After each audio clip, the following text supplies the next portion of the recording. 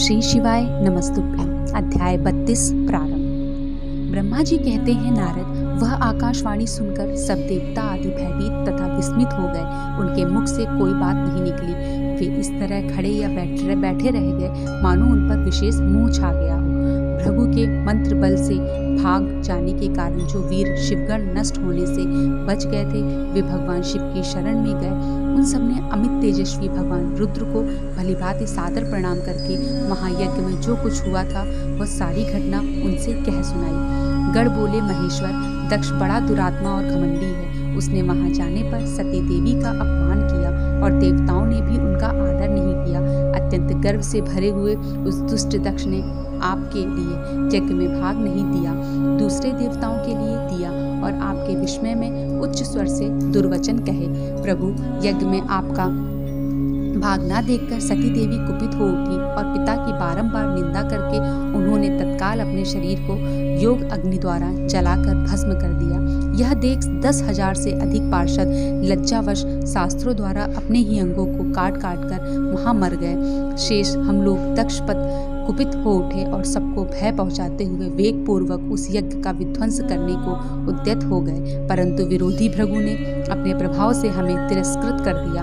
हम उनके मंत्र बल का सामना न कर सके। प्रभु विशंभर, वे ही हम लोग आज आपकी शरण में आए हैं। दयालु, वहां प्राप्त हुए भय से आप हमें बचाइए, निर्भय कीजिए। महाप्रभु, उस यज्ञ में दक्ष आदि सभी दुष्टों ने घमंड में आकर आपका विशेष रूप से अपमान किया।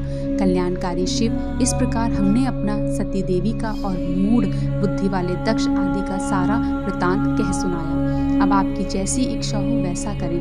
ब्रह्मा जी कहते हैं, नारद, अपने पार्षदों की यह बात सुनकर भगवान शिव ने वहां की सारी घटना जानने के लिए शीघ्र ही तुम्हारा स्मरण किया। देवर्षि, तुम दिव्य दृष्टि से संपन्न हो, अतः भगवान के स्मरण करने पर तुम तुरंत वहां आ पहुंचे और शंकर जी को भक्ति पूर्वक प्रणाम करके खड़े हो गए। स्वामी, शिव ने तुम्हारी प्रशंसा करके तुमसे दक्ष यज्ञ में हो गई सती का समाचार तथा दूसरी घटनाओं को पूछा। तात, शंभु के पूछने पर शिव में मन लगाए रखने वाले तुमने शीघ्र ही वह सारा वृतांत कह सुनाया जो दक्ष यज्ञ में घटित हुआ था। मुनि, तुम्हारे मुख से निकली हुई बात सुनकर उस समय महान रौद्र पराक्रम से संपन्न सर्वेश्वर रुद्र ने तुरंत ही बड़ा भारी क्रोध प्रकट किया। लोक संहारकारी रुद्र ने अपने सिर से एक जटा उखाड़ी और उसे रोष पूर्वक उस पर्वत के ऊपर दे मारा। मुनि, भगवान शंकर के पटकने से उस जटा के 2 टुकड़े हो गए और महाप्रलय के समान भयंकर शब्द प्रकट हुए। देवेशी, उस जटा के पूर्व भाग से महाभयंकर महाबली वीरभद्र प्रकट हुए, जो समस्त शिवगणों के अगुआ हैं। वे भूमंडल को सब ओर से व्याप्त करके उससे भी 10 अंगुल अधिक होकर खड़े हुए। वे देखने में प्रलय अग्नि के समान जान पड़ते थे। उनका शरीर बहुत ऊंचा था। वे 1000 भुजाओं से युक्त थे। उन सर्वसमर्थ महारुद्र के क्रोधपूर्वक प्रकट होने हुए निश्वास से 100 प्रकार के ज्वर और 13 प्रकार के सनित्पात रोग पैदा हो गए। तात, उस जटा के दूसरे भाग से महाकाली उत्पन्न हुई, जो बड़ी भयंकर दिखाई देती थी। वे करोड़ों भूतों से घिरी हुई थी।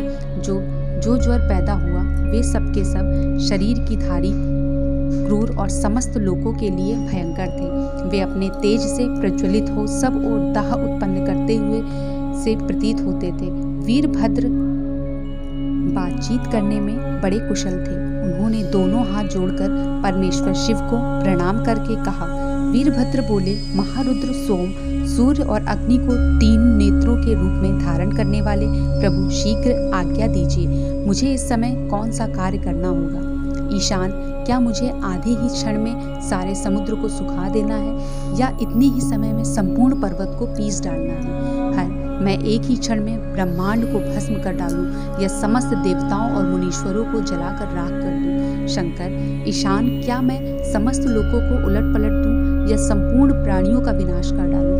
महेश्वर, आपकी कृपा से कहीं कोई भी ऐसा कार्य नहीं है जिसे मैं ना कर सकूं। पराक्रम के द्वारा मेरी समानता करने वाला वीर ना पहले कभी हुआ है और ना आगे होगा।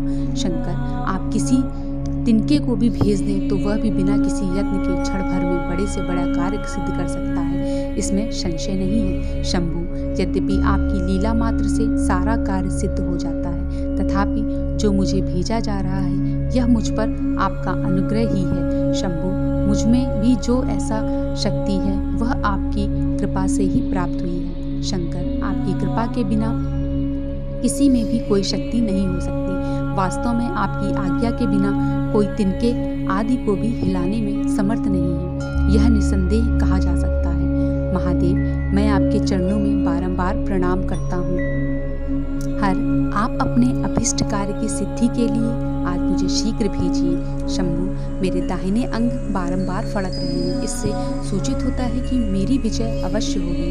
अतः प्रभु, मुझे भेजिए। शंकर, आज मुझे कोई अभूतपूर्व एवं विशेष हर्ष तथा उत्साह का अनुभव हो रहा है और मेरा चित्त आपके चरण कमल में लगा हुआ है। अतः पग पग पर मेरे लिए शुभ परिणाम का विस्तार होगा। शंभु, आप शुभ के आधार हैं। जिसकी आपसे सुदृढ़ भक्ति है उसी को सदा विजय प्राप्त होती है और उसी का दिनों दिन शुभ होता है। ब्रह्मा जी कहते हैं, नारद, उसकी यह बात सुनकर सर्वमंगला के पति भगवान शिव बहुत संतुष्ट हुए और वीरभद्र तुम्हारी जय हो ऐसा आशीर्वाद देकर फिर बोले।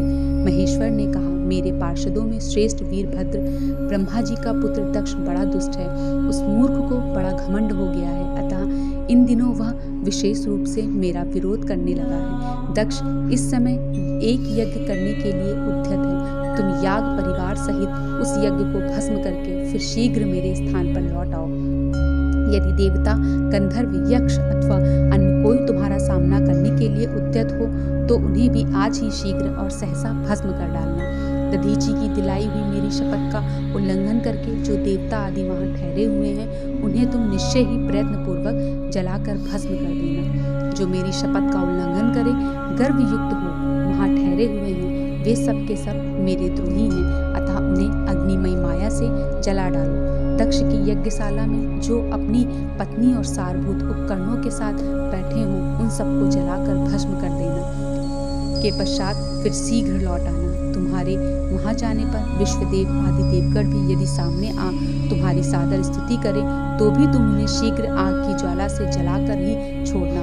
वीर, वहां दक्ष आदि सभी लोगों को पत्नी और बंधु बांधवों सहित जलाकर कलशों में रखे हुए जल को लीलापूर्वक पी जाना। ब्रह्मा जी कहते हैं, नारद, जो वैदिक मर्यादा के पालक, काल के भी शत्रु तथा सबके ईश्वर हैं, वे भगवान रुद्र रोष से लाल आंखें किए महावीर वीरभद्र से ऐसा कहकर चुप हो गए। अध्याय 32 समाप्त। श्री शिवाय नमस्तुभ्यं।